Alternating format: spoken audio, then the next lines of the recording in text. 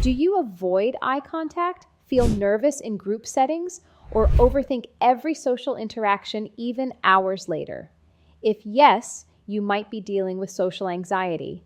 And no, it's not just shyness. Social anxiety is a real brain-based condition, and the good news is you can rewire your brain to manage it.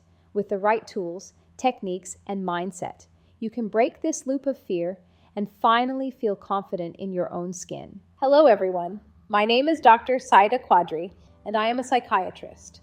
I have been working in this field for the past 15 years. In this video, we'll understand how social anxiety affects your brain, and more importantly, how you can reprogram it using powerful, proven tools. A medical school student used to feel very nervous before giving presentations. He felt like everyone was judging him, but when he understood the science of his brain, the journey became much easier. Social anxiety doesn't mean you're weak. It means your brain's threat detection system is on overdrive. Your amygdala fear center lights up more than normal in social situations. You're not imagining it, your brain actually thinks you're in danger. But just like physical muscles, the brain can be retrained. And that's what we're going to focus on. Now, let's understand some of its problems and solutions. Problem 1. Staying in fight or flight mode. This is a common issue seen in social anxiety, where the body constantly remains in stress mode. Social anxiety keeps your sympathetic nervous system, which controls the fight or flight mode, always switched on. That's why your breathing becomes fast, your heartbeat increases, and your muscles tense up, even when there is no real danger. Mindfulness and breathing exercises. By focusing on your breath, you can activate the parasympathetic nervous system, which controls the rest and digest mode.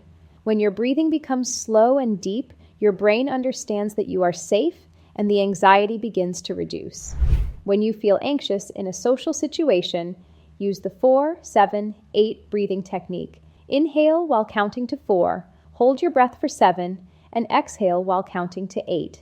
This will give you instant relief. Problem 2. Avoidance. This is the biggest problem in social anxiety. Because of fear, people start avoiding social events, which only increases their anxiety. In social anxiety, the brain tells you to avoid all those situations that create fear. The more you avoid, the stronger your fear becomes. This is a vicious cycle. Graded exposure therapy, an extension of your already existing exposure practice. In this technique, you gradually face your fears step by step. Make a list of your fears from the smallest to the biggest, for example, starting from texting a friend to public speaking in a large group. Then work on them one by one. Each small step teaches your brain that the situation is not actually dangerous. Now let's talk about treatments, backed by science and used worldwide by professionals. These tools can help you reduce social anxiety and regain your confidence. 1. Cognitive restructuring. This is a core part of cognitive behavioral therapy. It teaches you how to spot, challenge, and replace negative thoughts like, "They're judging me," with more realistic ones.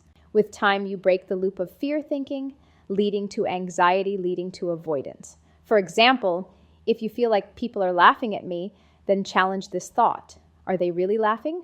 Or is it just your fear? 2. Neurofeedback. This technique uses real-time brain scans to help you self-regulate overactive brainwave patterns. Studies show that it helps calm anxiety responses and restore balance in the nervous system. Think of it as a gym for your brain, helping you gain better control over automatic emotional reactions. 3. Exposure practice. This technique involves slowly exposing yourself to anxiety-triggering social situations, but in a safe, controlled manner. For example, you might start with saying hello to a stranger, then later try group meetings or public speaking. Gradual exposure rewires your fear circuits and teaches the brain, "I'm safe." Start with a small step like smiling at the person in the coffee shop, then saying thank you with eye contact. Gradually build up to asking a stranger for directions. The treatments provided by doctors and therapists give you a strong foundation. But along with them, there are also some practical self-help strategies that you can apply on your own, helping you make progress through small steps every single day. 1. Social skills training. This structured training helps you master basics like eye contact, small talk, and assertiveness. It's especially helpful for those who never had a chance to learn or practice social cues comfortably. According to the International Journal of Science and Healthcare Research, it significantly improves social confidence. 2. Positive affirmations.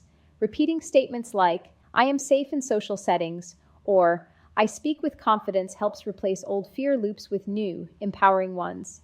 This isn't wishful thinking, it's neuroplasticity in action. 3. Group activities. Joining a support group, club, or group therapy offers a non-judgmental space to connect and practice social interaction.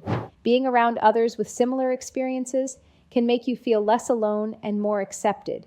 Social anxiety doesn't define you, and it definitely doesn't have to control your life. With consistent practice and the right tools, you can rewire your brain and finally feel at ease in your own skin. Your mind is retrainable, and every small step you take is a huge win. You're not broken, just in the process of rewiring. If you found this helpful, please like, share, and subscribe to support mental health education. And comment below which one of these tools are you most excited to try first. Remember, your mind is retrainable. You're not broken, just rewiring.